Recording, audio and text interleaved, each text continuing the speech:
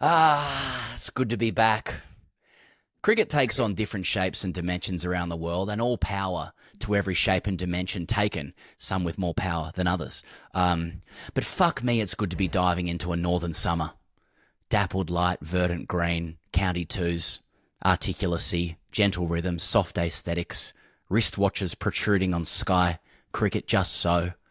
A sense of home and dare we say it, he goes, a sense of safety for us boys. TGC is grateful for every opportunity to continue this silly job of narrating cricket in lots of places around the world, but this summer we are going hard in the UK. We are bringing you, dear listener/viewer, the main pod every week from now through to August, dropping early in the week. An extra weekly conversation with English cricketing figures dropping later in the week. Daily reviews of every day of the World Test Championship final, daily reviews of every day of the England v India Test Series, daily reviews of every day of the West Indies v Australia Test Series. We might be bringing back Wasted Saturdays, not sure, English village cricket version.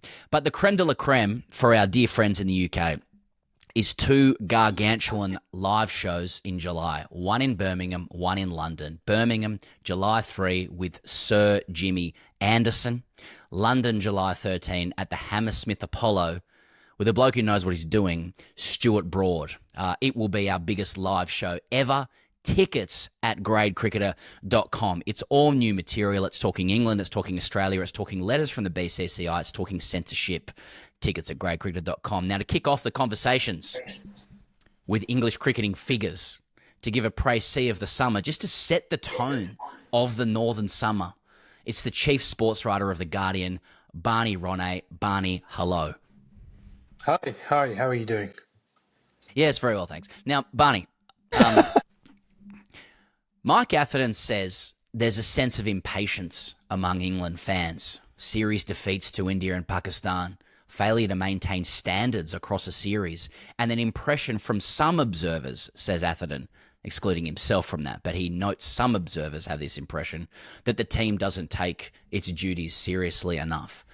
Now, with all that in mind, can you give a précis on the mood in England for the cricketing summer ahead and, let's say, the Australian summer afterwards? Yeah, well, obviously I'm the perfect person to come to for that because I not only see and feel the mood, but I set the mood. So that's good. It's good to do that yet again at the start of another summer. I mean, it's always the same. It's always epic. It feels epic. This is an epic summer because it's always an epic summer. And I wouldn't say impatience. There's more a feeling of, and this is a good thing, a feeling of death. There's always a feeling of death. Like we're never, but that's good. We're never more alive in English cricket than when there's a strong feeling of death. We thrive on death. We bloom, we blossom in decline. I mean, the English summer's great for that because summer dies every year. And so you get to have that kind of thing of spring and awkward stuff. And, you know, it's a strange time. It's going to rain. Is it warm? Not sure. And then we have autumnal things and we can write about autumnal stuff. So it's kind of hardwired into the game. There must be death. But this time around, there's more death than ever. I guess part of the summer's been sold to India, which is good for the short term. We get to employ lots of people at county clubs for 10 more years. But we have lost August. We won't be having August anymore, and hopefully that's fine. I hear a lot about death, particularly red ball cricket. I went to Jonathan Wilson's stag the other day at the Oval. We spent a day at the Oval, and there appeared to be loads of people there. It was really lively. It was a beautiful day. There were record crowds. Johnny Bairstow was batting. I mean, obviously those record crowds were mainly people who looked like they were quite close to death, but you know that. You know, the more it changes, the more it's exactly the same as it always was. So in death, I feel a sense of life. And it is an epic summer with these 5 very, very rapid fire tests.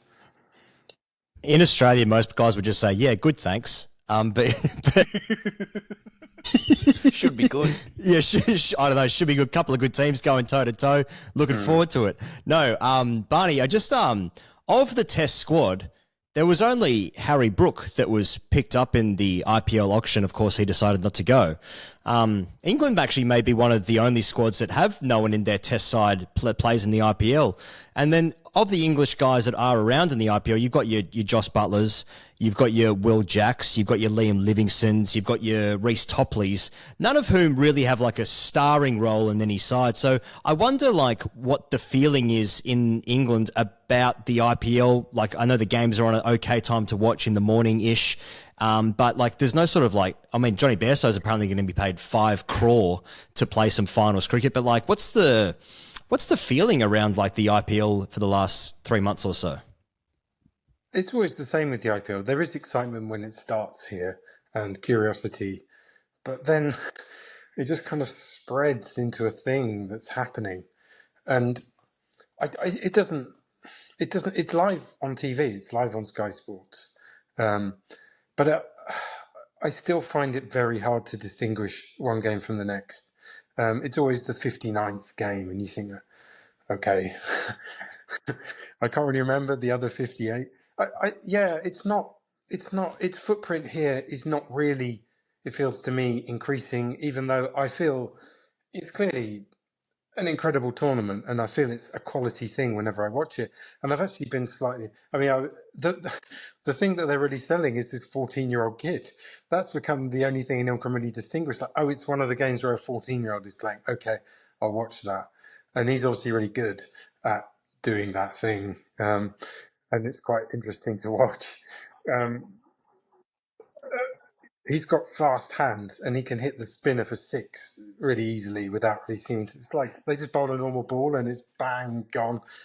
And that's what cricket is now, I think. Just the movements that you repeat. He's really good at repeating those movements. Yes. I mean, the only interesting thing about him, isn't it, to see him in England trying to face a nibbly ball from 75. That's all I want to see in cricket forever. I just want to see that 14-year-old kid, and if he can do it, Canterbury in April, because that would be interesting, because obviously he's really talented, but all you need to do is repeat that movement and hit the ball for 6. So, it's happening, but it's not really a thing here at all. And I think the players aren't that bothered about it, to be perfectly honest, because you can earn a lot of money playing for England. And the IPL is disruptive to that. So Sam Cook's been picked for the test side, partly because he said, I'm not going to do any franchise stuff. So there's a bit of a split there. It's interesting. In your first 2 answers, Barney, you provide this wonderful contrast of, people near death watching county cricket versus Vaibhav Suravanshi, 14 years of age, doing the thing where he hits a spinner for 6. I mean, they are the 2 ends of the spectrum of professional cricket at the moment. And English cricket this summer is going to be a feast of both. So before we get into the, X's and O's of, in India's increasing ownership of various summers, would it be fair to say that most people are still just looking forward to the test matches? Yeah, that's 100% what's happening. There's a little white ball series against West Indies before that.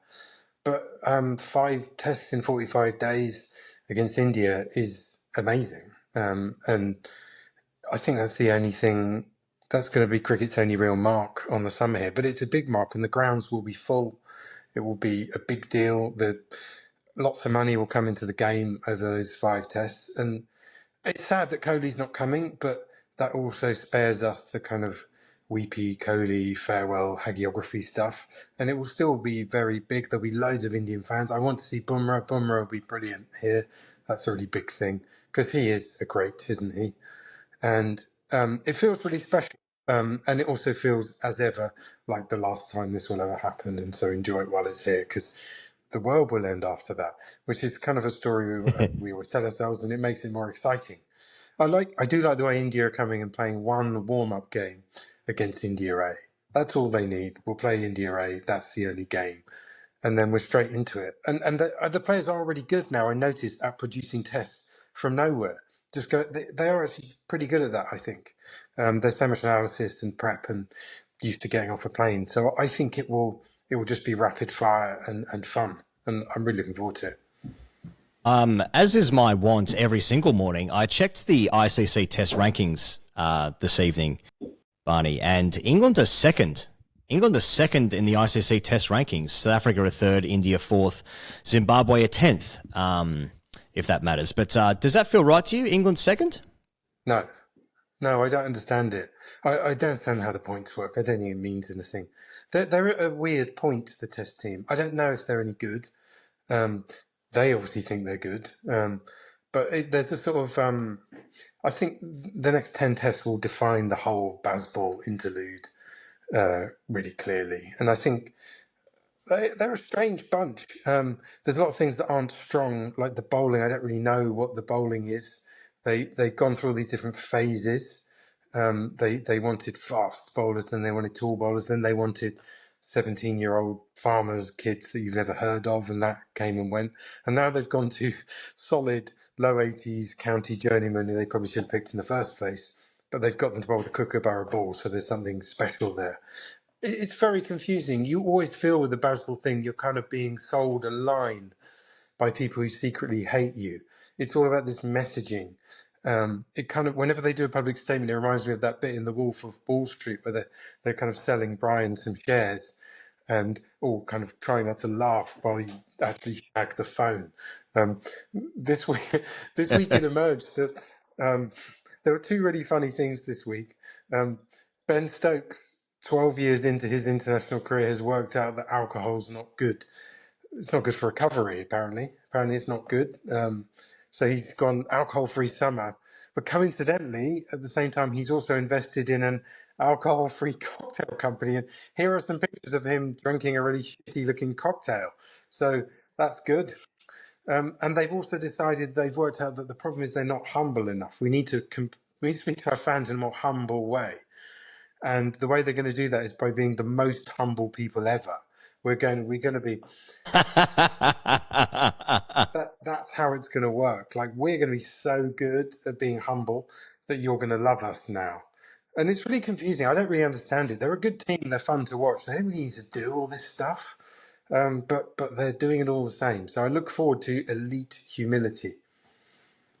Just going back to Athers, Barney, on that point you're just making, he says that, the cliche goes that the next 9 months will define the Bazball project in its entirety, that everything hinges on result. Say that again, sorry? It's not cliche, it's just true, because all these people will move on.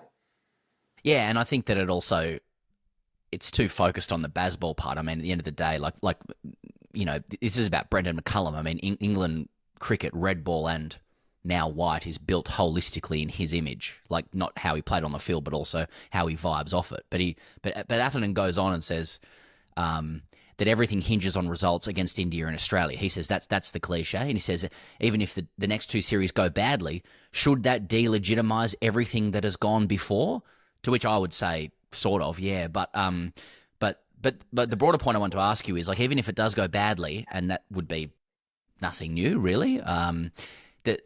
The difference is there's been some thrilling cricket along the way. So does that jive with you in terms of how you see the team? It's all, the results have been similar, but sometimes it's been thrilling, so that's good. Yeah, it has been thrilling sometimes. I mean, it's also slightly, that's a kind of, there's an entropy to it as well. That hasn't really happened recently.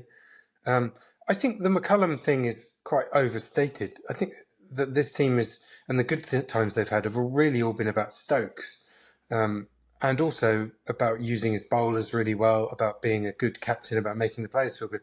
McCullum's kind of been his enabler, and I think you've seen the limitations of McCullum in the white ball stuff, where you need to actually be able to analyse stuff a bit and have a plan, and he's not had Stokes, and it's not really been very good. It's just been really basic, and that kind of works in Test cricket, where the players have been really experienced and really clever. And if you say to Jimmy Anderson, just go and play, you're not really saying just go and play. You're going to go and use your incredible experience and knowledge of the game with a captain who's really clever. I mean, Stokes is a great Test captain.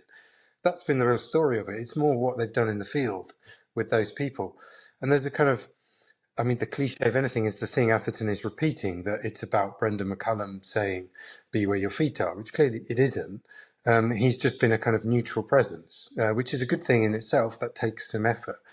But I think you have to accept it will feel like the end of an era, at the end of the Ashes, partly because it always does, because obviously they tend to lose 5-0 and loads of people collapse and die on the tour. And I suspect that might happen again. But Stokes, he'll have reached probably a natural endpoint physically and mentally then. So it will feel like the end of an era. I don't really know what the good things that have gone before Atherton's talking about are. Some entertaining games, but there's not really a sense of building something that's sustainable. It's more a sense of English cricket's always been a kind of closed shop.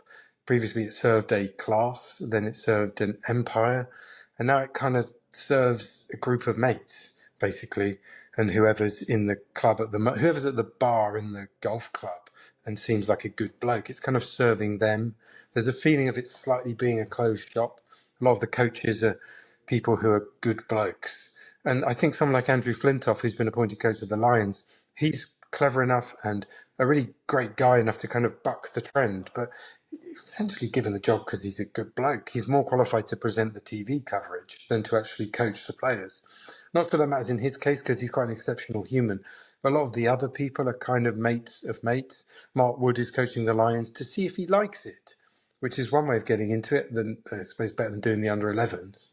And it's kind of that feeling of English cricket is kind of serving itself a bit, and that's why some people outside that tent feel a bit alienated by it and feel they're a bit arrogant at times.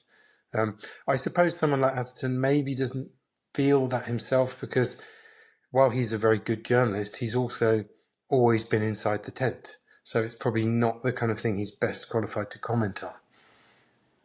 I find it interesting, Barney, what the bowling lineup might look like in the future. I think the batting more or less looks pretty set. I personally really, really like the look of Jacob Bethel. I know he's sort of like come from nowhere, but I think he's a fantastic player. He did well in New Zealand and he's played some white ball cricket in Australia, for the Renegades, I think it was. And he's playing a bit of IPL stuff as well. I think he looks an exceptional talent. So maybe he can squeeze his way in, but we're going to have a look at Sam Cooke, from Essex here now, in this first game against Zimbabwe for the summer. But so Sam Cooke is a 27-year-old United fan from Chelmsford with 320 poles at 19. He went to Loughborough. He's a DJ with a full set, like with a full kit in his house, and he's got a pet tortoise called Fred. Now, is this the kind of niche kind of personality that we can expect that was inspired from, I presume, the 05 Ashes, like everyone else, that we can, expect in the vying for a spot in the cartel, because everyone must be a cartel if you bowl fast? He is a good selection. He's really skillful, and he's been to Australia and done okay. And also, I think it's a bit of it's a strange idea that England are going to suddenly go over and be really good at fast bowling in Australia. That didn't even happen when they won in, under Strauss. It was medium pace bowling really that did the job then. It wasn't the really tall guys. Tremlett was pretty good. I think he's a really good pick and he's a good bloke and you should reward people for doing well. I think you're right about Bethel. He's really talented. It's just a question of just getting him out there in the right shape to do it. And I think Australia will like him because he's a proper player. So even though he's never scored 100 in any format, he bats really well. He can smash it. He also leaves well. The other player who's really good is Jamie Smith. And he'll go and ideally be the wicketkeeper at number 7. The good thing about him is he really good at the short ball, but kind of a compulsive hooker. He plays it really well, but he can't stop himself. And the idea of him coming in at number 7 against Australia pace attack I've been looking forward to that for about a year now. So can that just happen? That's basically my entire winter. If that can just happen, that'll be good. And everyone will enjoy that. But yeah, the batting is good. Bowling, I don't know what it is. They wanted Bryden Cast to be a sort of hit the deck guy, but he's been over bowled and he's not fit. And Gus Atkinson's really good. These people, they don't really have any test wickets, but they're actually a good attack. Gus Atkinson's kind of like mid to late 80s and a bit, if I can say it, McGrath-like without the record. No, you can't. No, he has got the record. He takes test wickets at 22. But he's a similar style and just accurate and just do that all day. So potentially they're okay. It just depends how injured Australia's bowling attack can get. That's what we're putting our Ashes hopes in.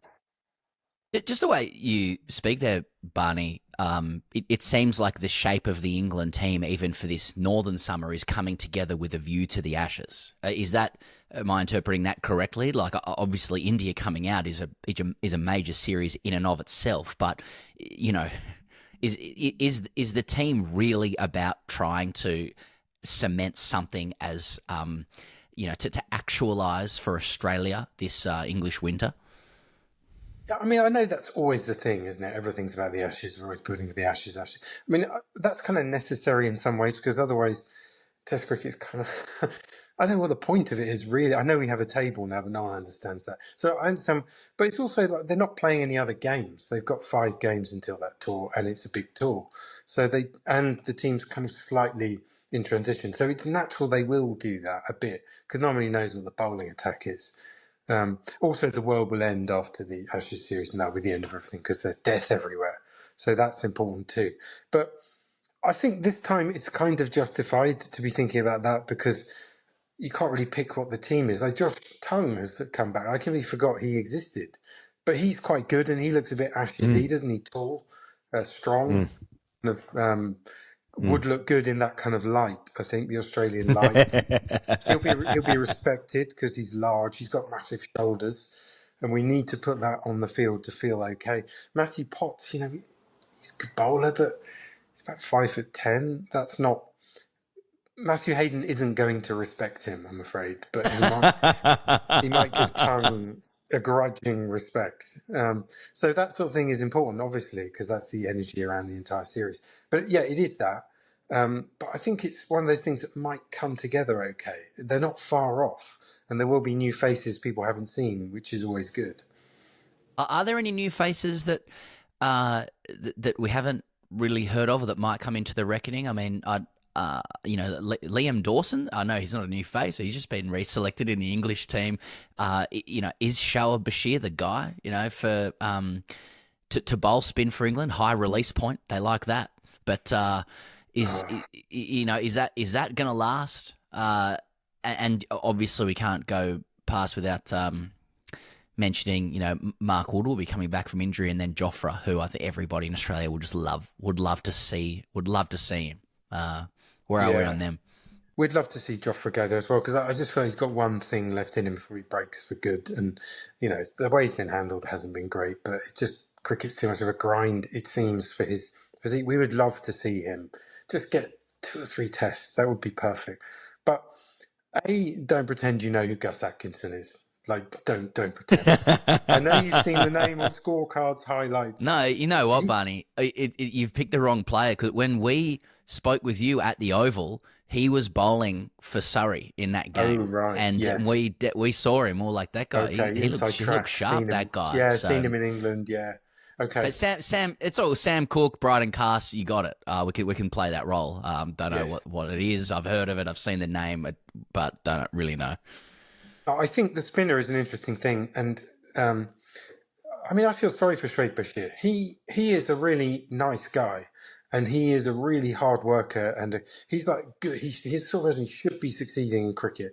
He used to play at the Surrey Academy with my son back in the day, and he was just another guy there. The kids really, everyone said, yeah, he's good, and everyone thought he was a good bloke, and he was really into it, and he worked really hard. But he got released. He turned up at Somerset and basically picked off TikTok because they like the look of his action. And it's one of those things where I wonder about that kind of stubbornness of keeping to. Is it good for him? I don't know. His test average is 40. His first class average is in the 50s, I think. All of his figures are like a guy who's trying to learn the game. He's got really good. He should be fine. He should have a good career. But he's trying to learn in Test cricket. And I know that's the thing. That's what we do. County cricket is rubbish. We can judge if someone's good or not from TikTok. But it's really hard to bowl spin at that level against really good players. And I don't know if it would be good to send him to Australia and where he will just be fodder, really, and there are really good players. What's Travis Head going to do to him, seriously, if you foolishly front him up and say this is our vision of it? I think that they are probably aware of that. I don't really understand what Jet Leachers has a good early season, but he seems to be not really in the plans. And so that is a kind of, limbs and levers and what it looks like on TikTok selection going against orthodoxy, saying he's fine with it. But at the moment, it's not really working. And there's been a bit of talk about him slightly losing his action and things like that. And I wonder if it's okay.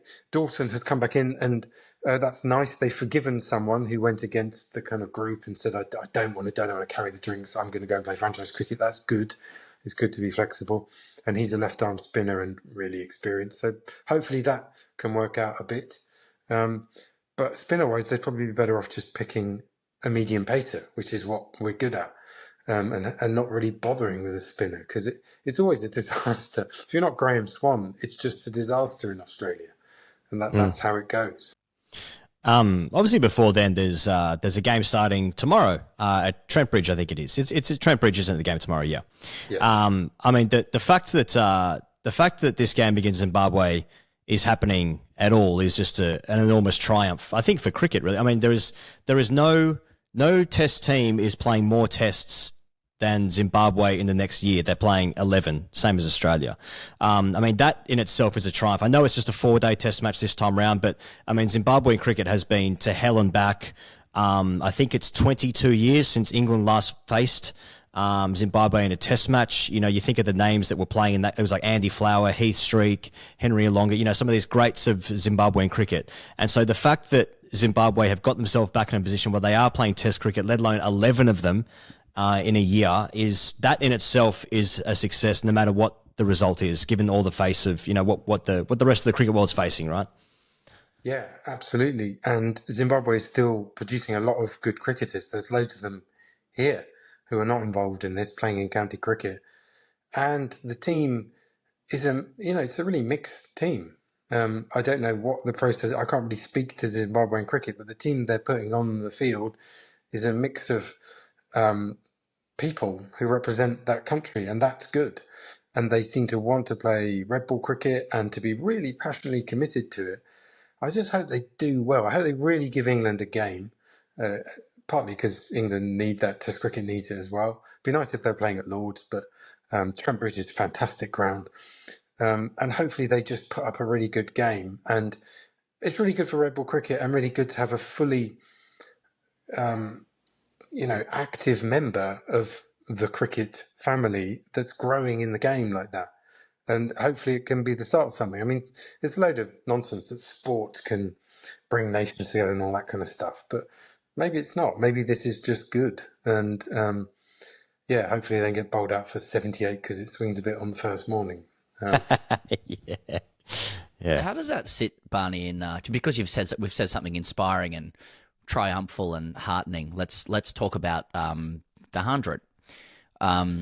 So I think there are a lot of people who listen to this podcast who, like us, only ever, especially Australians, dip into T20 cricket at the most superficial level possible, who may or may not be aware that that several Indian franchises and some others as well have, through a convoluted process, essentially taken ownership of 100 franchises in the 100. Right?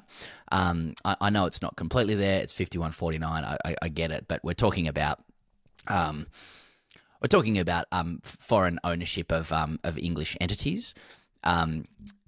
How has that been received in England? I understand there's an arm wrestle over what the upsides and downsides of it any time you take private equity.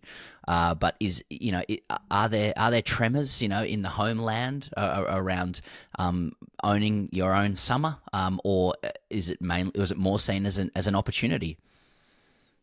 It's really hard, isn't it? Because it's kind of an emotive issue.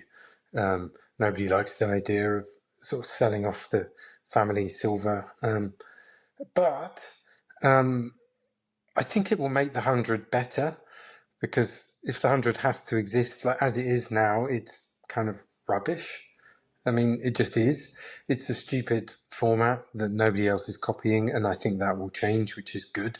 It should be T2. I don't just understand 5 ball overs and blah blah. I mean, it's that was your first idea on the blackboard, and probably move on from it, but they adopted it as an entire strategy.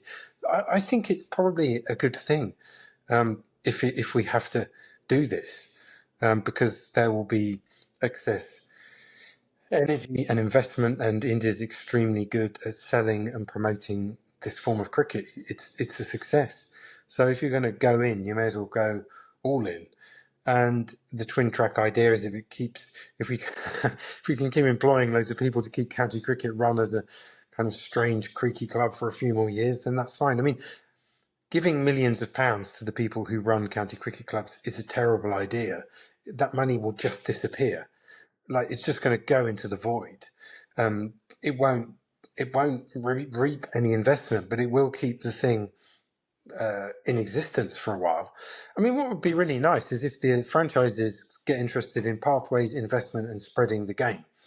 That would be great. And I don't think it's impossible that would happen. The Rajasthan Royals have already had an academy here, which is, they didn't have to do that. And I think it's a really good idea. So maybe English cricket has been no good at this. There's no good pretending, hanging on to it, there's a rosy future. Some entrepreneurial investment, these aren't huge amounts of money to the people who are buying them. They have excess cash to spend to throw into things like, well, maybe if we open an academy, maybe if we try to attract people from the diaspora who are maybe not engaged with English cricket, that might reap some rewards. So I can see lots of positives. It's an admission of defeat by the ECB, much as they'll herald it as a triumph, but there you go. You have been defeated. You've not run the game very well. So I find it hard to be against it because it's something new and different with some people who seem to be good at running cricket. So let's see how it goes. And just related to it, Barney, I just see an article from Tim Wigmore here in the Telegraph, and he sort of blurbs it by saying, the rise of short format football leagues, gimmicks yes, but enjoying a surge of popularity. Perhaps the greatest threat that these leagues pose is not to the 90-minute game. Instead, it could be to completely different sports. You know, is 100 cricket or T20 cricket under threat from short format football leagues, Barney, Ronay? I mean, no. I suppose it's an idea. I don't think so, though. I mean, I don't think the people who are playing... Is he talking about things like the Ballers League and things where YouTubers... Believe so. Yeah. I don't think those people were otherwise engaged in playing club cricket or whatever. I mean, no.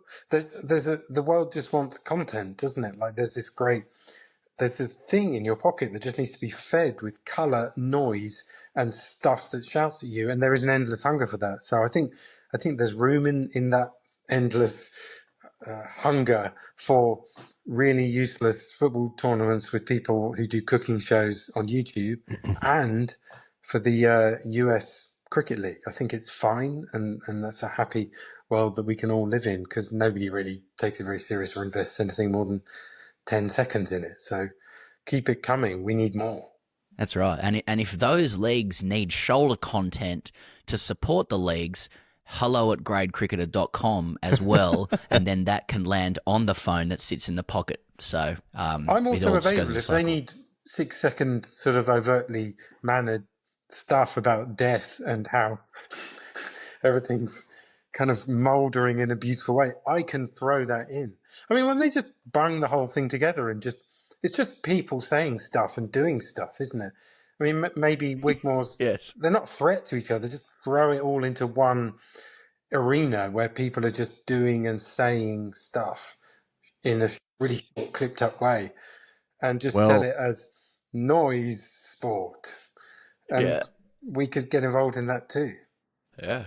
I think one thing that will bring new fans will be when Kohli plays for Middlesex. When that definitely happens, I mean, how much are you looking forward to seeing Virat Kohli, you know, playing at Lords for his club side, you know, as a local player as well. As a local player, that's right, yeah. I mean, it is a shame he's not coming this summer. I mean, he has such pull here, and it's kind of an emotional thing as well. I think if you're someone here with Indian heritage, it's absolutely amazing to see the team here, and obviously Kohli's the most powerful figure in that. And also just as a cricket lover, I mean, we're going to see people like that again who are so good across all the formats, you know, an artist in Test cricket and brilliant in 50-over cricket. I don't know. So that is a shame. Presumably he's going to come and play for the Middlesex franchise at some point. I mean, I think he does have a house here, so why not? I mean, he can do that for as long as he wants. He can be the Dhoni of the 100 if he wants to. We'll have him forever. Yeah, I don't know. I got a feeling he's tethered to the IPL for a little while, and you know those Indians in the IPL, they haven't quite made it out of that league just yet. Yeah, not quite. Yes, but if it's going to happen, it will be in the surely. I mean, surely that's one of the things we can jimmy away at, because Indian players coming to play here in the 100. If that could ever happen, it would be a game changer. And if you kind of own the franchises, there might be something in it, but we'll see. I'd like that. That would be fantastic. I think Well, they got a wonderful vision to finish on. Indian players playing franchise cricket in the UK. That is the précis of the summer from Guardian chief sports writer Barney Ronay. Barney, thank you for helping us launch the Northern Summer coverage of the great cricketer. Thanks for having me. And it's raining here. Just thought you should know that. Been sunny for a very long time. It's now, there's that sort of chill where I need another coat, and it's raining. So thanks for that. And it seems like we are underway.